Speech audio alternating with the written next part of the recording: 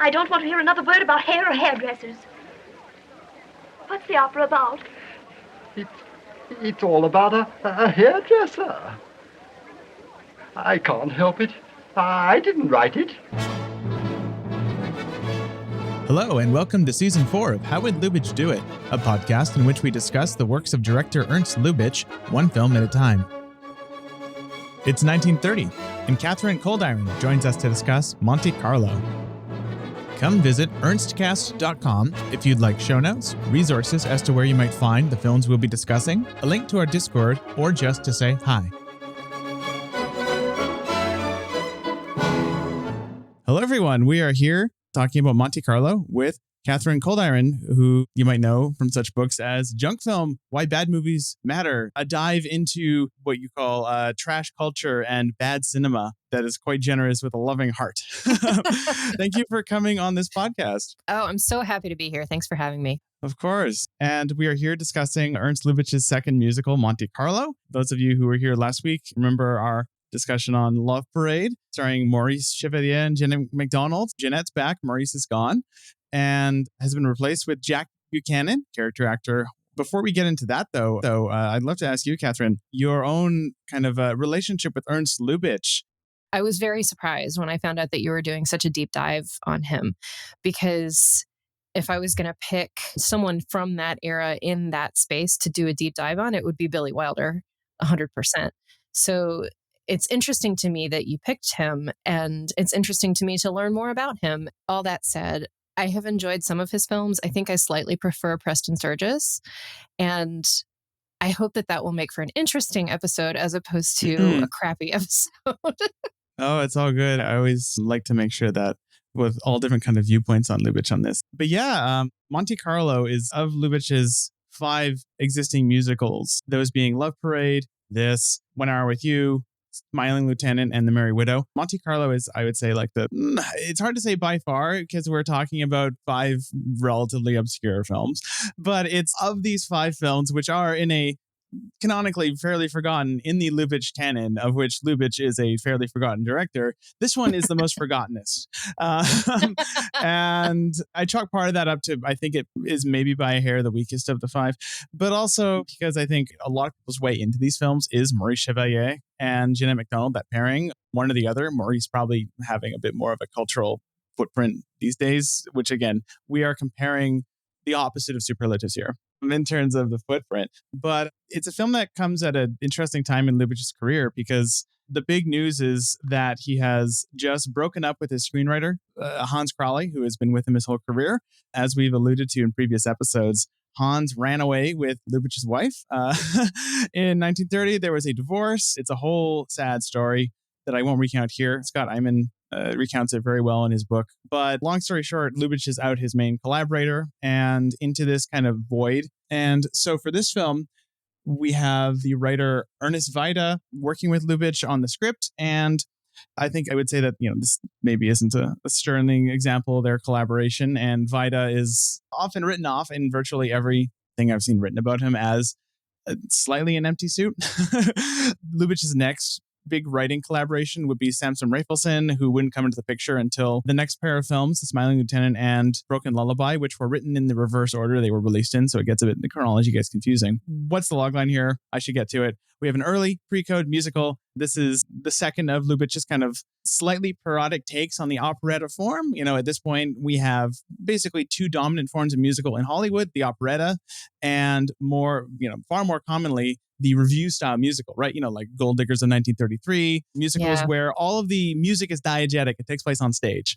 The operetta style, which traditionally is much more self-serious and melodramatic, where all the music, comes out of the characters expressing themselves.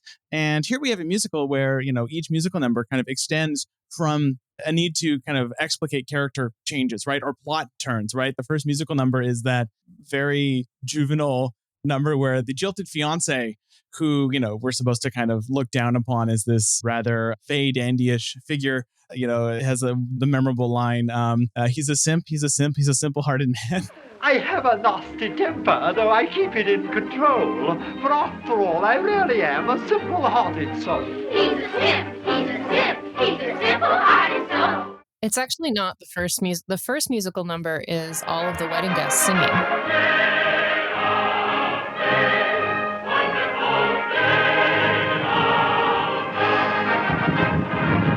I thought that was a really interesting number because the signs for the bride and groom are actually very reminiscent of title cards from silent films. And you can see a lot of silent film influence in this movie, very obviously, but that is a great example of how instead of the title cards existing in the silence, they're existing against music. And that happens later too, where Yes. there are a lot of silent film flourishes where the background is a song instead of the background being literally nothing.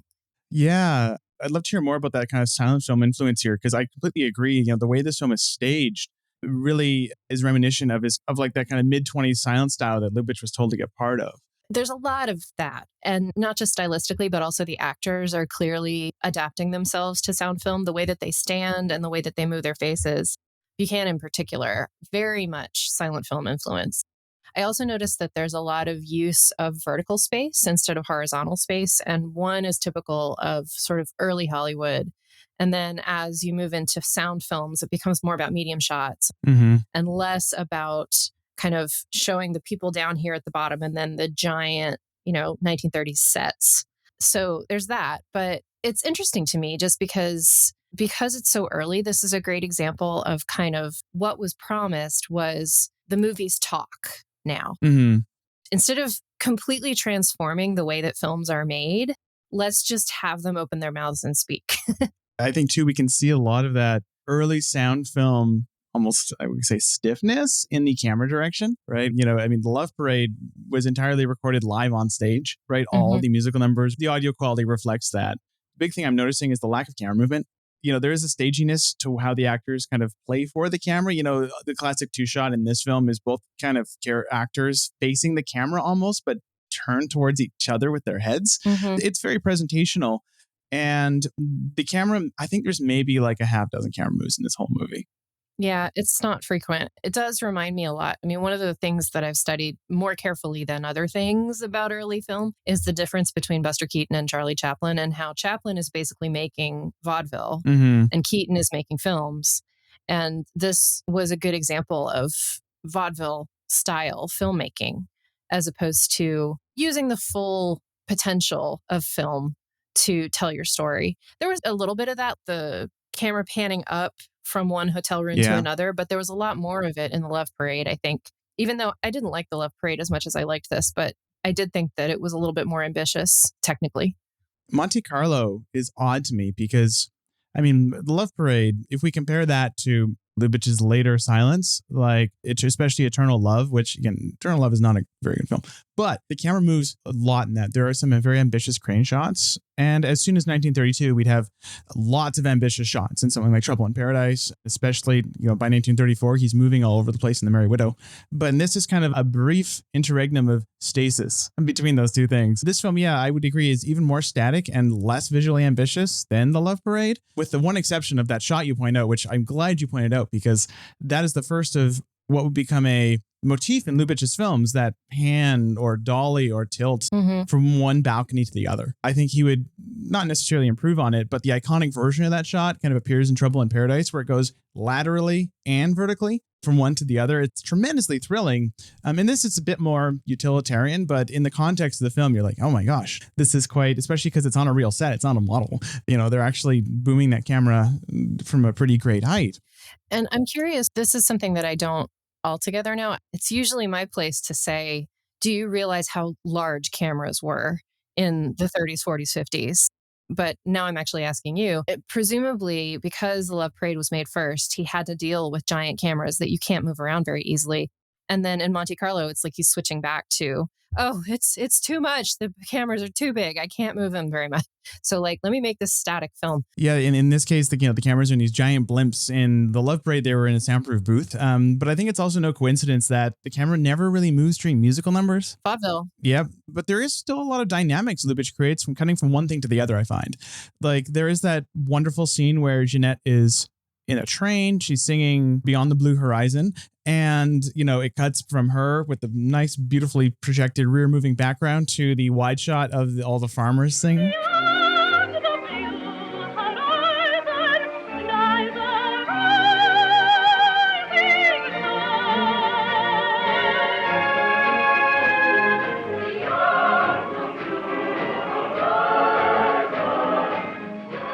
that's a dynamic moment, even though the camera is essentially static the whole time. It's just on a moving train. I was interested in that moment because when I looked at the map, it seems like she's probably moving through either Italy or France, depending on where she started.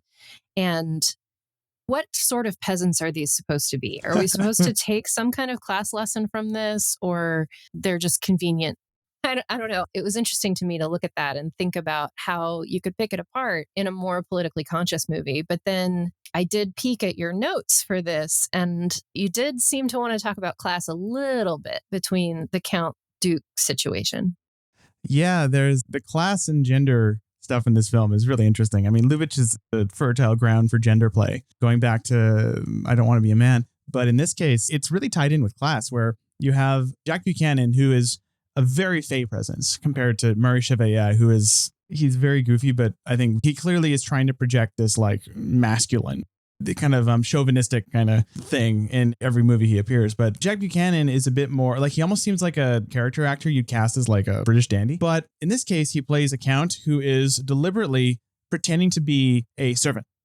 And then that is contrasted with Jeanette MacDonald, who in this case, she is a runaway countess bride who has, ruined her life essentially, lost all her money, but is desperately keeping up the appearance of having money. And so you have this kind of not role reversal, but self-imposed roles allow them to kind of wiggle their way into a relationship that she would have otherwise not entertained, because he can get basically close to her in a way that I find I don't think Jack Buchanan quite sticks the landing on not making this character seem a bit desperate and creepy. But, by pretending to be specifically her hairdresser, he kind of denudes himself of any sexually intimidating aspects. She essentially sees him as a sexless person. Well, here's my question about that. When I watched this, I thought, okay, is this a situation like Shampoo, the 75 film with Warren Beatty, where he pretends to be gay in order to bed a jillion women in Beverly Hills? And I was curious if that was part of what was going on here,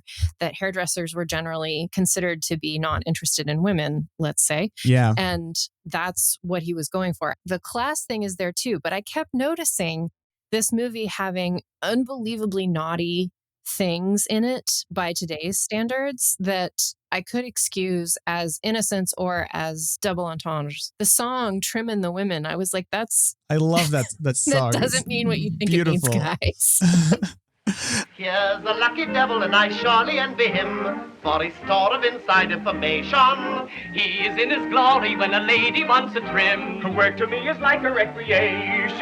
Oh boy, what an occupation. Why waste away your youth searching for the naked truth? Why attend a college? Get your knowledge trimming the women. I think we can be pretty sure that every single lyric in this film, that whenever there's a doubt, it's naughty. Yes. I mean, Love Parade has the great number, Anything to Please the Queen. Yes. So, it's 1 Hour with You. You got to see that sometime, because every single song in that is either about how great it is to have legal sex with your spouse, or how much you want to cheat on your spouse. Or there's a third category in that, I cheated on my spouse. Would you do any different? That's the third number. I don't think there's a single Lubitsch musical number that is not naughty.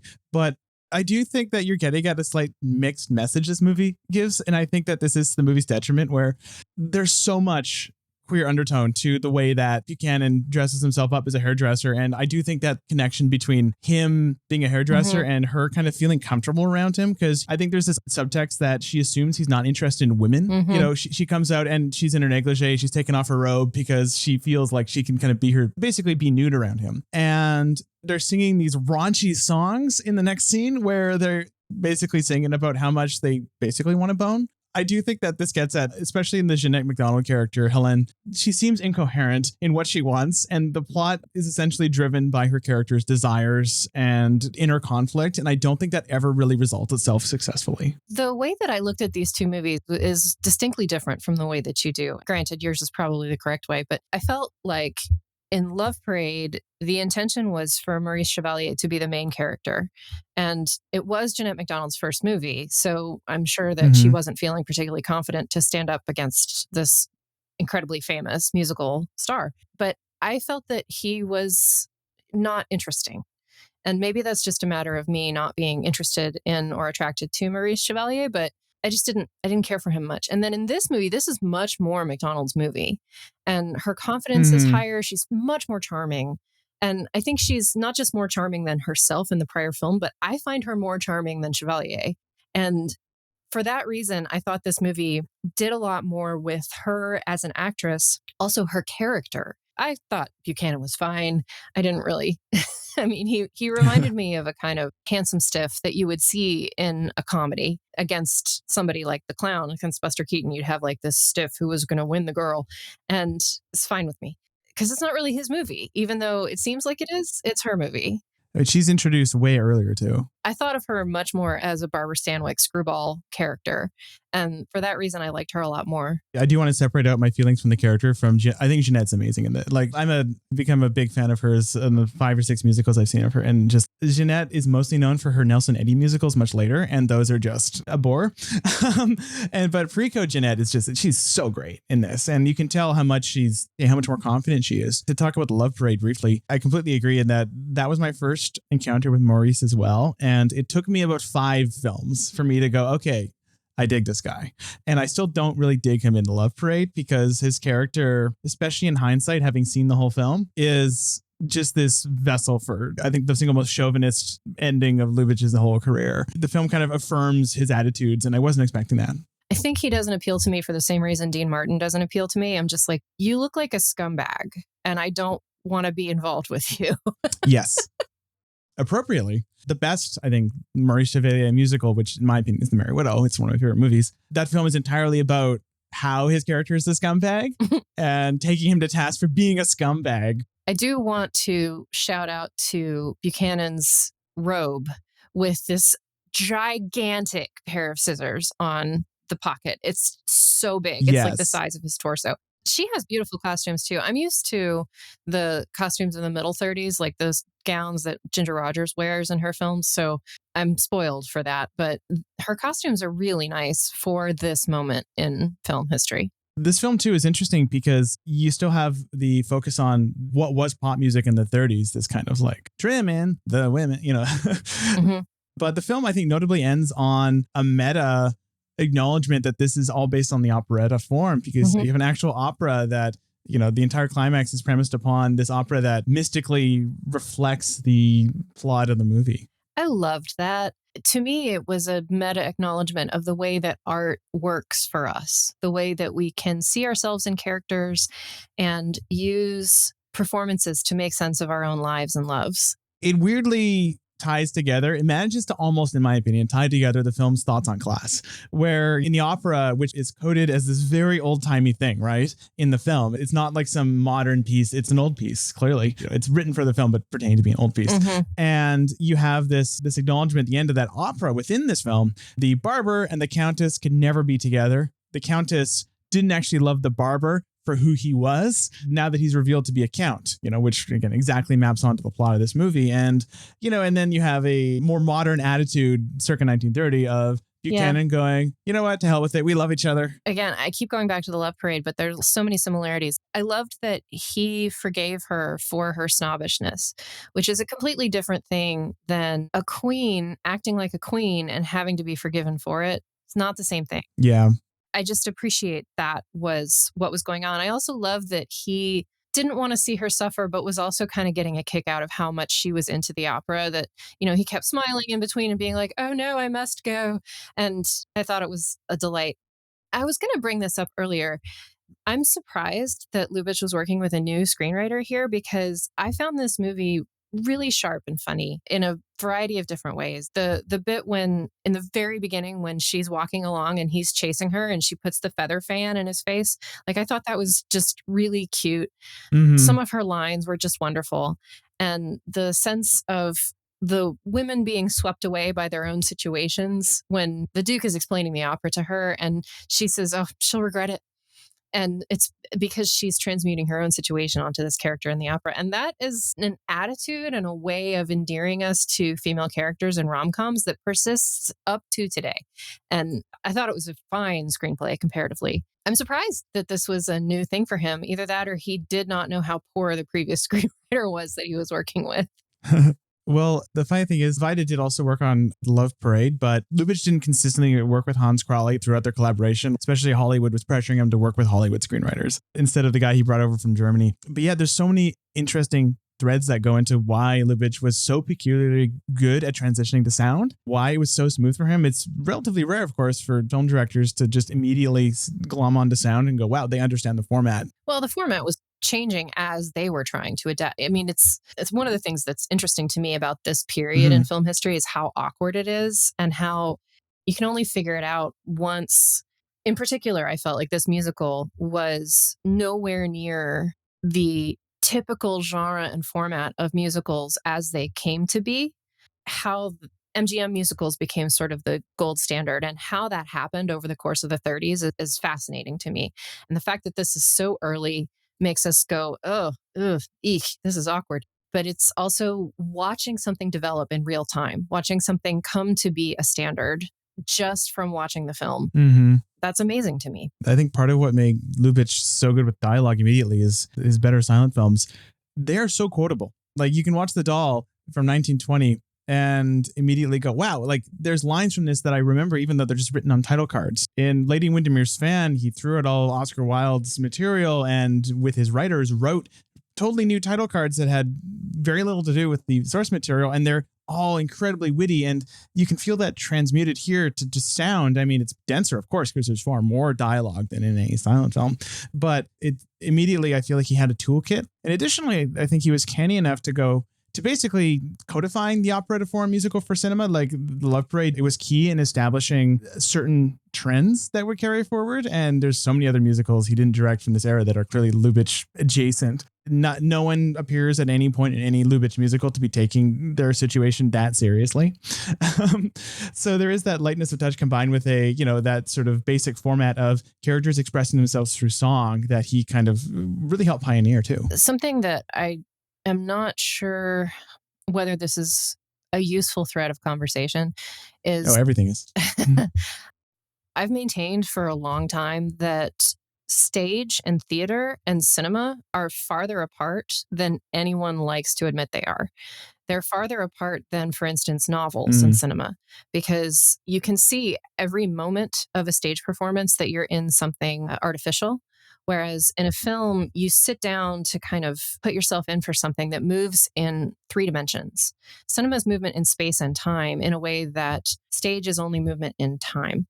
So I think a lot of directors make this mistake. A lot of early directors particularly made this mistake. I can see Lubitsch falling into that a little bit, thinking that because cinema resembles theater in shallow ways, that it will make sense to just kind of plonk one into the other, but it doesn't always work. And I think that's part of why operettas became less popular as, specific cinematic endeavors. And instead you have the film musical, which is a different form, becoming more dominant and prominent in the 30s up into the 40s.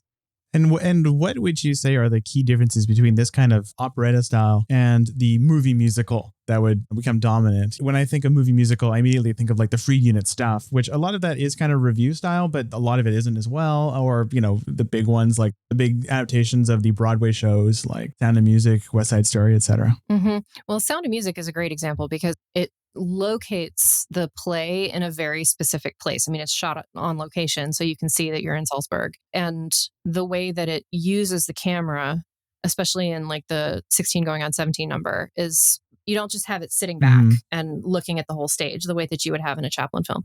But the other thing about musicals is that the songs, I studied this when I was looking at Cop Rock, the songs tend to illustrate a transitional emotional moment. A lot of them don't push the plot forward so much as they show, like in Singin' in the Rain, when he sings You Were Meant for Me, it becomes clear that his feelings for Kathy, Don Lockwood, his feelings for Kathy are a lot deeper and richer than we have understood so far. And the song illustrates that. That's true for most of the Astaire Rogers musicals. Like the songs are either big dance numbers or they're meant to illustrate transitional emotional moments.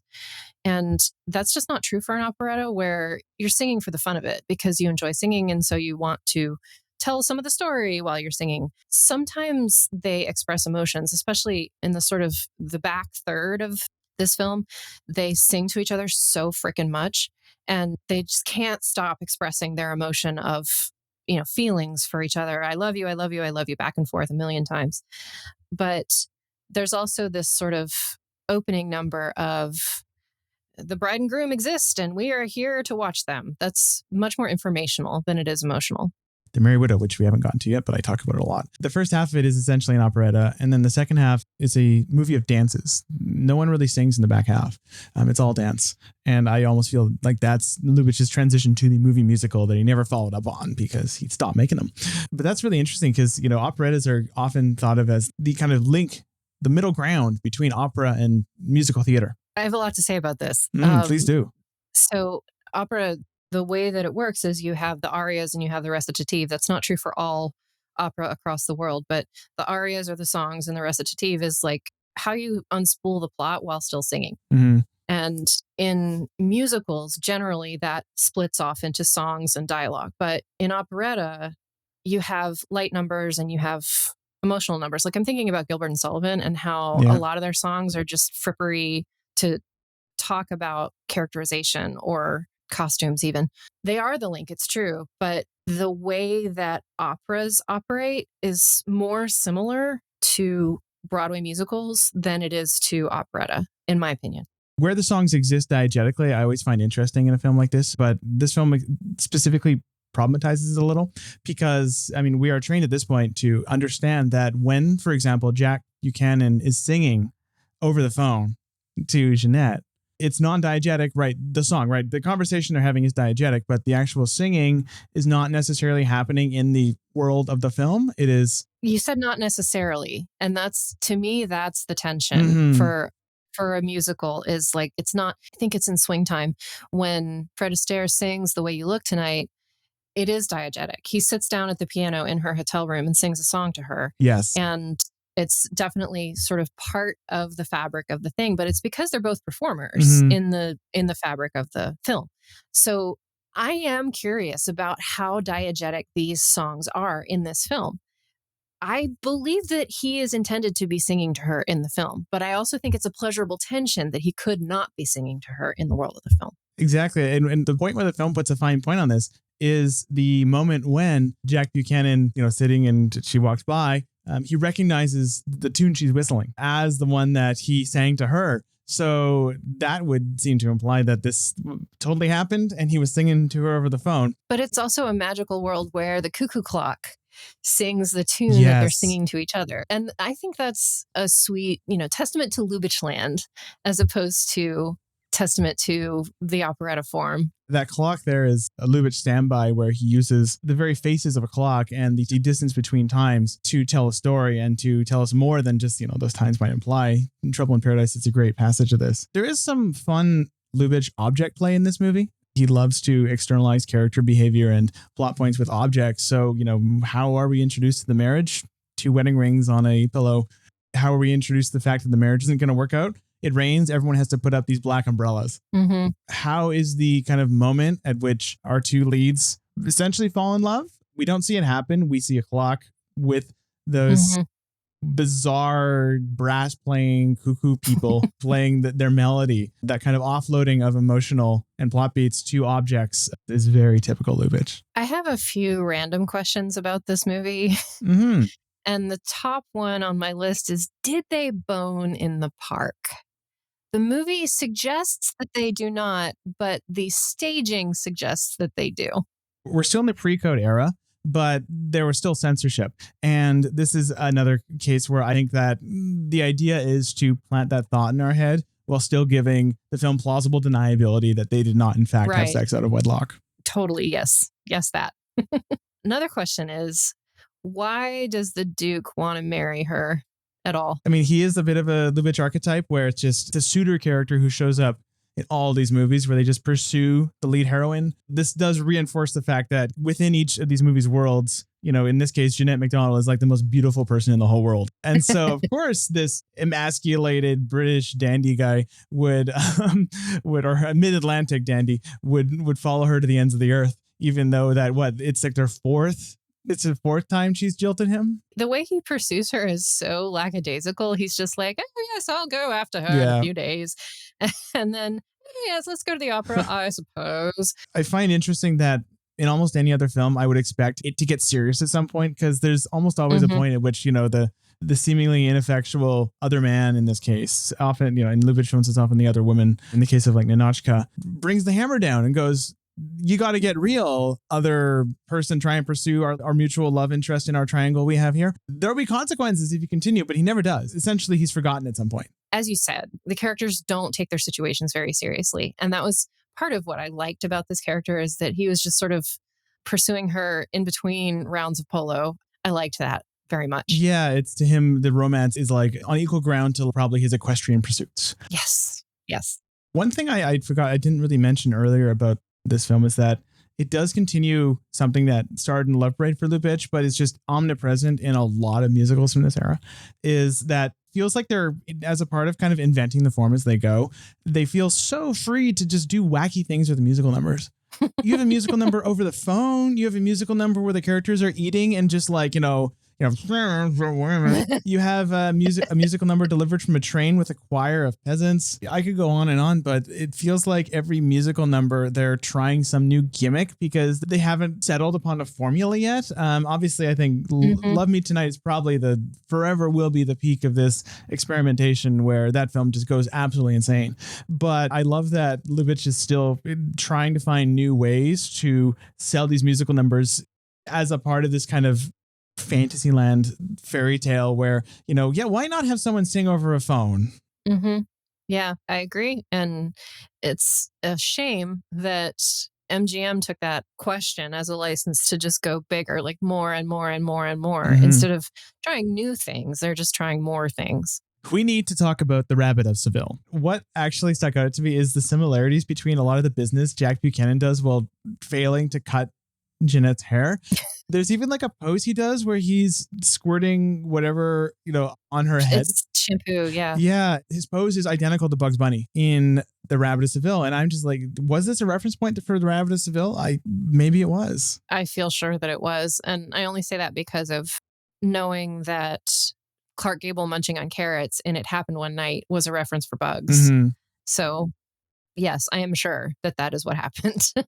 At that point, Buchanan is, his character, the Count Rudy, is basically playing a character of someone who's almost like trolling her. Yeah, a little bit. Yeah, he's slightly nagging her, but I do think he sells it, actually. I do like Buchanan as the rascal. This might also be a good excuse to bring up a line that I shamefully didn't bring up during our discussion on the gender and class element of this, which is when Buchanan is challenged by Jeanette.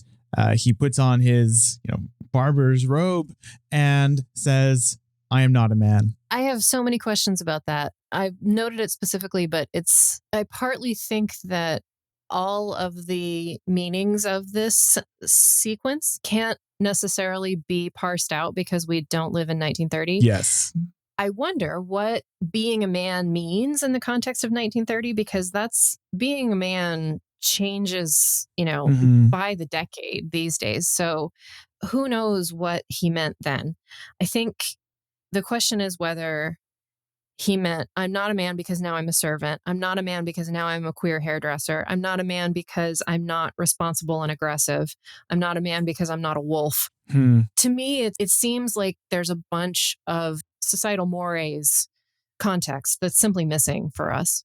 This is a common refrain throughout the show, is that so much of what we're doing here is, we have obviously, I've had my fair share of historians on the show. I've tried to do my homework on the show, but there is a certain point at which, to a certain point, we are projecting our values on this, and we're projecting our own readings on all these films. So in a case like this, where you have stuff there, which, I question how coherent it is about masculinity, femininity, gender roles, and expectations, and how that feeds into class, and how different classes kind of almost dehumanizing each other. So much of that is maybe us looking, at this from a perspective of, okay, it's 2023. We have a certain, at least we among good faith, generally left of center society have a certain way of seeing gender and the mechanics of that. How much is us like imprinting on it, almost like a framework that is completely alien to us? I also thought that about the royalty situation here, because obviously this is 1930. This is after anti-Semitism had started to rise in Germany. It's also before the abdication crisis, which is something that I was thinking about as I was watching this. I wonder if this is related to Wallace Simpson and George, but no, it's not. And the way that you could just sort of have counts and countesses and dukes kind of scattered about Europe without it having any political meaning whatsoever. Mm-hmm. It's kind of nice, but you also have to put yourself in that mindset first. Even like the specifics of the count here, Lubitsch he makes hay out of abdicating royalty repeatedly throughout his career, but the specific archetype that the Countess actually embodies of this tension between, she's an aristocrat, right? She's one step away from royalty. And yet she's a pauper. She's both a prince and a pauper. And that is an archetype that Lubitsch repeats extensively. This kind of idea that in the modern capitalistic age, essentially, the idea of royalty is becoming essentially meaningless. So you have these people who have titles waltzing around Europe with no money. And especially post World War I, that's all the way that royalty was perceived in Europe, I'm sure, was 100% different. And some of this context we're missing because putting ourselves in 1930 is extremely difficult, but some of it we can kind of guess at. Yeah, post-war context is so important too, because this time we're in that interwar period where so much of that old social order, so many monarchies died in the First World War. And exactly, no coincidence that I think the first instance of the kind of disgraced prince who is living, in this case, in a shabby apartment being a plot point is in The Oyster Princess, which was in 1919, in Lubitsch's movies at least. So that tracks very well. This also interfaces with Lubitsch's another refrain of his, which is these made-up European countries. Yeah. Yes. It's never said what country our countess is from. I got the vague impression just from the set decoration that the wedding sequence and the Duke was sort of Bavarian. Like, just based on almost nothing. I was like, okay, so Germany, and then we're going to go to Monte Carlo, which is just fun and decadent. And I did love in the opera, they sing, he's a prince, he's a prince, he's a prince of France. Like, for some reason, being a prince of France was very emphasized. I thought that was delightful. Yeah, it's like vaguely like Central European, I'd say. You know, this kind of wedding, at least. It kind of looks like, could be Vienna, could be Bavaria, could be a few other places. But really, it's, as you mentioned, it's Lubitsch land. And even Monte Carlo has, I'm convinced, almost, other than the fact that there's casinos, it's completely nominal. It's just a stand-in for a whatever city-state you want, where the laws are maybe a bit more lax. You can do a bit more naughty stuff. It's a very small problem, but I was annoyed that this was named Monte Carlo because it doesn't do justice to what happens in the movie. I think Trim and the Women is my preferred title for this movie. Because that's the real conflict here. Satisfy the craving, finger waving, trimming the women. So, junk film. Your book on trash cinema, bad movies, junk movies. Part of why I was excited to have you on the show is it's rare to find someone who has made an attempt to really, in a serious good faith way, tackle the appeal of bad cinema. And I'll say that as a lover of bad films, your description of junk movies as perhaps a successful record of an attempt to make a film, I think that sums up my feelings on why I love films like Plan 9 from Outer Space. Visits? That would indicate visitors. Street Fighter the movie. Colonel, have you lost your mind? No. You've lost your balls. The Room, and most controversially, The Rise of Skywalker. Somehow Palpatine returned. And I'm going to assume the audience has not read this book. Our audience probably doesn't have a ton of overlap with people who love cult Ed Wood movies, but my goal is to make that overlap larger with this podcast because it is absolutely something that should be learned and loved. So what appeals to you about bad movies? Why should we watch movies that are nowhere near as good as the average movie we're talking about on this podcast? Well, one of the most important reasons to watch bad movies is to have a sense of the full spectrum available of film. If you only watch good movies, you don't have any sense of how bad they can actually get. And I say this as someone who is, several interviews deep on this book with people who are not generally familiar with bad films. So they wind up being like, oh, Quigley Down Under, that movie was a piece of crap, wasn't it? And I'm like, well, you need to see Manos, the Hands of Fate. So I think it's incredibly important to have some perspective on what's good and what's bad.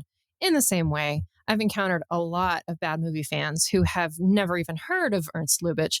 So I feel like you need the full range in order to be a useful critic of this art form. What we enjoy about them varies wildly. I think for a lot of people, they enjoy looking down on the movies and saying, ah, ha, ha, I could do better than this. And in some cases, they're actually correct because the movies are just that bad. But I also think bad movies often show the audience something that they have not seen before and or can't see in mainstream cinema. One thing that I love about bad movies is that they are always surprising, which is not a quality that I can ascribe to mainstream cinema, especially for the last 10, 15 years. It seems like we're going through the motions of Save the Cat and haven't thought about making our movies a little bit more bonkers. And bad movies always have these unpredictable aspects that just make me sit up and go, oh, I'm watching a movie, instead of, oh, I'm a bowl of oatmeal. That is the main reason that I think it's fun to watch. Generally, we are trained to approach movies as essentially delivery systems for, I'd say the most mainstream idea is story, right? They're delivery systems for stories. Or, if you want to get more into the cinephile world, moods, emotions, form, right? But I think none of those really get at the implications of what truly, I think, enjoying bad movies kind of entails, where you're not engaging with the work on its own terms. And I mean that in a good way. You are engaging with the work as an object to be studied that often forms a story about its own making. Wow. That's so brilliantly said, and no one has ever said it to me that way. But that's exactly right. A piece of cinema that is of high enough quality will force you to engage with it on its terms instead of your own. And bad movies just don't have the integrity to do that. Just, oh, wow, Devin, so beautifully said. Well, thank you. I would like to also point out my sometimes podcast partner, Will Ross, create a letterbox list where they lay out kind of a thesis of the anti-masterpiece. Astonishing works of art in spite of a distinct lack of conventional competence on the part of their makers. They challenge the notion that mastery is necessary to produce essential work. And for me, I mean, it's so hard to concoct that consciously. I think the only work I've ever seen that actually does that and pulls it off is Gareth Marenghi's Dark Place, where I think part of what makes that show work is that every single shot feels so thoughtful in that they're not telling the story of the shot. They're telling the story of how this fictional crew screwed up this shot. That's the story. That's why I love Rise of Skywalker, because that film is not the story of whoever Rey and Poe and all that. That film is the story of a craven corporate board shooting themselves in the foot repeatedly.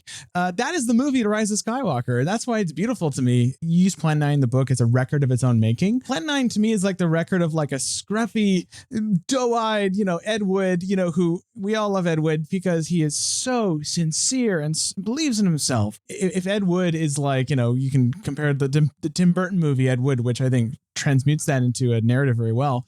But the narrative equivalent of Rise of Skywalker or these corporate bad films is like something like Robert Altman's Shortcuts, just a cynical look into how awful human beings are to each other. It's a different way to approach the cinematic, and just you can obviously expand this to all art, where you are, to steal your phrase, it's a record of people making it. So you can watch a scene from The Room or Plan 9 and just deconstruct the thought process for the people who made it. That's all quite right. I appreciate your generosity toward Ed Wood, and that's all I'm going to say about it. See, I'm just thinking about Will's list. Will's list has the following films. There's actually 4 Ed Wood films on it: Glen or Glenda, Bride of the Monster, Plan 9, Night of the Ghoul. There's The Treasure Planet, if you've seen that one. It's the first Bulgarian animated film. I'm in the midst of watching it, actually, thanks to you. Oh boy, yes. It is my favorite bad movie. Inexhaustible. Street Fighter the movie, The Room, After Last Season, Birdemic, Love on a Leash, Food Fight, and Talking Cat. A talking cat? No. No. That movie, no. Will describes that one as the thin red line of bad movies. That's no, sorry. I would say that my defense of a talking cat is this, because here to me is the narrative behind this movie, is that a talking cat is made by pornographers. Yes, it is. And my favorite thing about that film, although I do love the rhythm of the weirdly high number of establishing shots, I think to me, I just find it inherently pleasing. But almost every scene involving humans in that movie instinctively, everyone I've watched it with has asked at least once, is this about to turn into a porno? Because it's like watching someone have to fight his trained instincts, the director, right?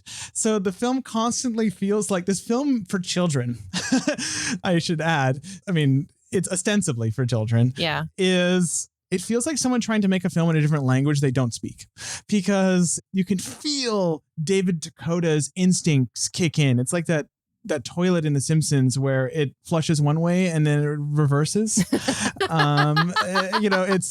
It's that in movie form. So that's my defense of a talking cat. That's a great metaphor. I mean, see, part of me wants to say that the people that you watch it with are telling on themselves because that house is used in pornos. So probably what they're thinking is they see the interiors and they're like, I've seen this interior before. It's like the way characters interact in that movie, their willingness to strip off and go in the pool and stuff, and the way the characters look at each other with fire in their eyes in just the most mundane of circumstances. Have you seen After Last Season? Oh, yeah. That to me is accidental avant-garde. There are people who think it's deliberate avant-garde, and I don't know what to make of that. I don't think so. No, I don't think so either. And I've had a lot of conversations about that one. And the thing that I find funniest about it is having to steer people away from it who aren't ready. Yes. It's like an advanced bad movie watch. If you haven't been prepared by watching a whole bunch of other bad movies, you should not see After Last Season. It's like a masochistic exercise watching it, isn't it? It's really difficult alone, masochistic alone. The breaking point, I mean, we actually did an episode on our old podcast about it because Brahm, who is a perennial on this podcast, suggested it. And my breaking point was when they had the conversation about, what was it? Driving through a town? I've been through that. I've been to that town, but never through it, or through that town, but never to it. It's like a film with no filter. Yes. Where there's no editorial control over what the characters say or how. It's amazing. And also the one harsh light they had on everything. I mean, I'm not even a cinematographer, and it pains me to watch the lighting in that movie. And I just can't even imagine someone who's actually trained watching this movie and not just falling to your knees and doing a Darth Vader howl, because it's the lighting is horrific in that movie. All the things that I teach my students not to do are on display. Yes. And that, coming full circle, is exactly why Plan 9 is such a useful movie, because watching bad movies can be an incredibly useful exercise in understanding what not to do. I also think they can be a good almost way to look at people stumble into interesting stuff occasionally. Yes. I think Birdemic's a good example of this, where I truly think like the opening credits of Birdemic get into a weird lo-fi tonal space that I've never seen a movie quite do. And I've always stuck in my head as like, I'm going to keep that in my back pocket when I need something that weird and off-putting. Or the ending where it's just the birds don't fly away. They're static on the screen. Yes. There's so many facets to this. Or Street Fighter the movie is a good example where that film is accidentally a great satire about the way that even the most upstanding institutions can fall into fascism. Jean-Claude Van Damme plays essentially a UN general, but he just goes on a power trip and helps essentially destroy part of this small country, trying to take down this warlord because they're both equally egotistical. And I don't think this was intended at all by anyone involved in this movie. But I love that the film is this parable of the dangers of falling victim to, your own cult of personality. Speaking of kind of absurd satires, I was curious about your reading of Showgirls, because I can't think of a movie that's been more differently received by different people. Mm-hmm. I'll admit that when I watched Showgirls for the first time, I thought it's Starship Troopers, in that it takes the form of a type of film that Paul Verhoeven doesn't really like and just uses that to skewer it. In the case of Starship Troopers, it's a fascist propaganda film. In its presentation, it is framed as that, except it's Paul Verhoeven skewering that in the belly. And I think Showgirls is basically just maximalist, erotic, all about Eve type film that Verhoeven just does all he can to undercut.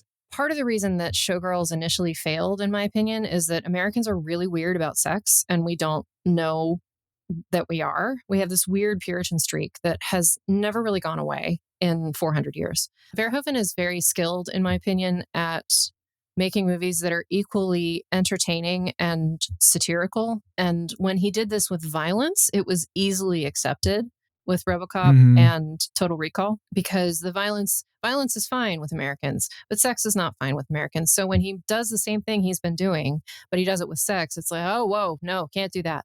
I think it's a really rich film. I don't think Showgirls is a deliberately bad movie. I don't think it deliberately sabotages itself. I think what Verhoeven is doing is a little more subtle than that. I have found that people who set out to make enjoyably bad movies fail 99.9% of the time.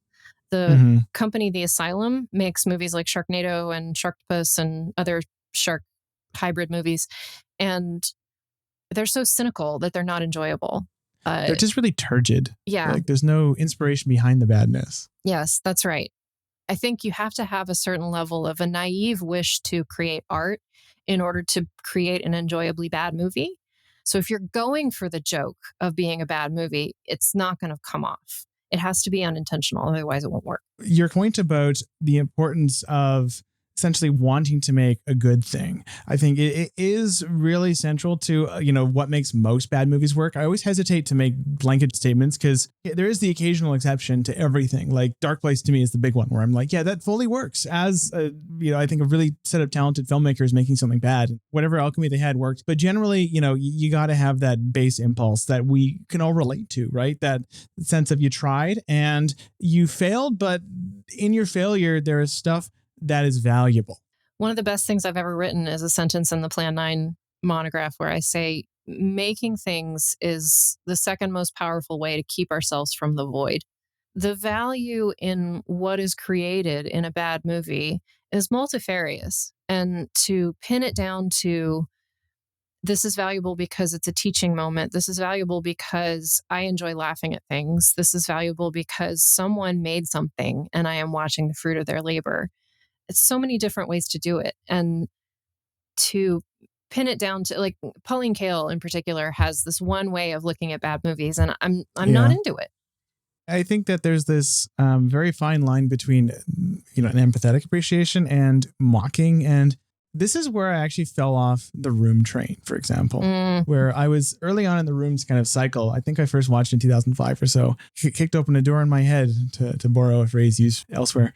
At around the time The Disaster Artist, the movie came out, that movie I pretty negative feelings towards because it feels like some very, rich, successful filmmakers just kind of punching down. I haven't watched The Room since that movie came out. I don't want to become that person that is just laughing because Tommy Wiseau is worthy of ridicule, which he kind of is. He's not a very good person by all accounts, but I don't want to be part of that mob laughing at the freak. The bad movie community falls into maybe 3 or 4 categories, and one big one is the mockers. The people who just watch bad movies because they want to make fun of them. And they'll make fun of everything from, somebody's lisp to a boom mic appearing in the frame. Yeah. And to me, one of those things is in fact risible, another is not. I don't think that's a very profitable way to look at bad movies because it doesn't engage with the film. It just looks down at it. In terms of The Disaster Artist, the book, if you haven't read it, is phenomenal. Part of why I think The Disaster Artist book is so good is that it's so full of that empathy for Tommy. Greg is very frank about all the things that Tommy did that aren't good, but there's so much empathy for whatever the hell Tommy has going on and so much curiosity from Greg. Greg described it in the book as Tommy's goal was to become world famous, to travel around with his film and to be loved by millions. And he achieved that. Mm-hmm. The actual human being, Tommy Wiseau aside, I don't think it's fair that people laugh at him, but I do think that laughing all the way to the bank is a valid way to receive bad movie attention. He's out there somewhere doing his thing, and we're just living in that world. Whereabouts can we find your book? All the people who want to read it, where's the best place to access it and to get you compensated for that access? The best place to get it is Amazon. And I know that's not an answer that a lot of people like, but that's the truth. I normally say that you can PayPal me $17 and I'll send you a copy with stickers that's signed. But because this is going to a Canadian audience, that would bankrupt me if I only charge $2 for shipping to Canada. So if you desperately want a signed copy, Canadians, email me and we'll work something out. Thank you so much for thinking of us Canadians on this. I think the majority of the podcast audience is American just because you have such a numerical superiority over us, meager amount of Canadians. But it's one of the few books I've ever read that actually tackles the question of how we can empathetically and constructively approach differently competent cinema. If that's something that you either like already or want to get into, read this book, watch the works of Ed Wood, watch The Treasure Planet. That's my own personal recommendation of this, the most obscure of the horrible, great movies. I'll finish by asking you, if you had to recommend a starter pack of bad cinema, are there any works you would point people to as ways into this kind of way of looking at cinema? Plan 9 is really the one. I agree.